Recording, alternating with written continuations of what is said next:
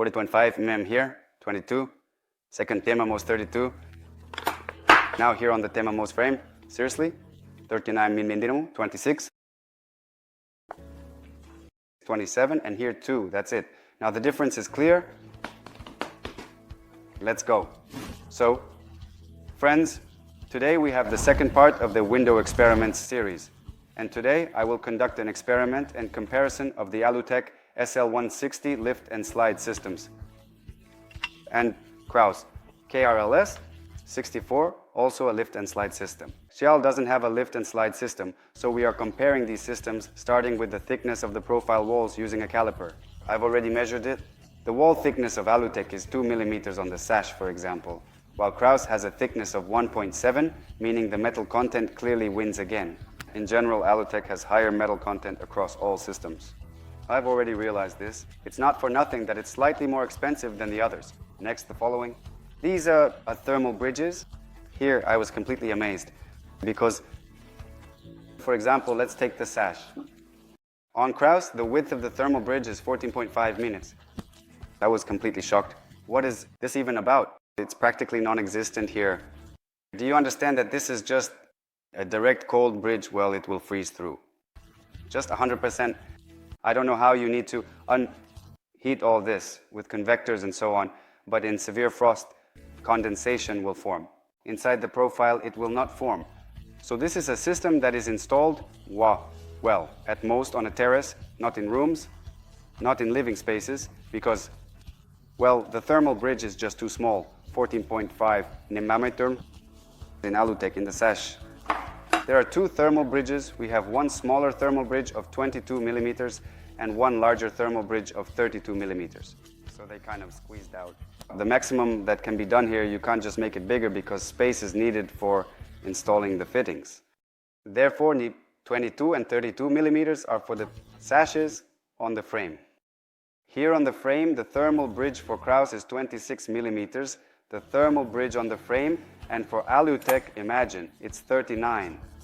So here on the frame, it's 39 mm, the thermal bridge, and it's also multi-chambered, just big, cool, and warm.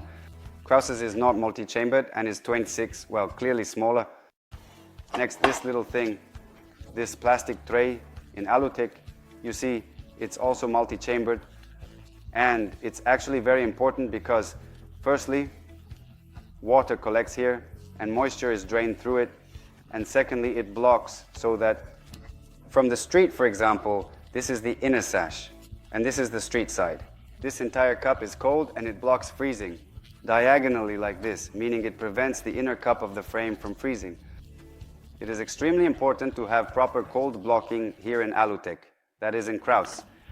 Unfortunately, my frame is a bit different, it's monorail, but if you open the catalog, you'll see that yes, there is also such a tray, but it's not multi-chambered, just thin, like this. Polyamide, very cheap, which doesn't really hold the cold well.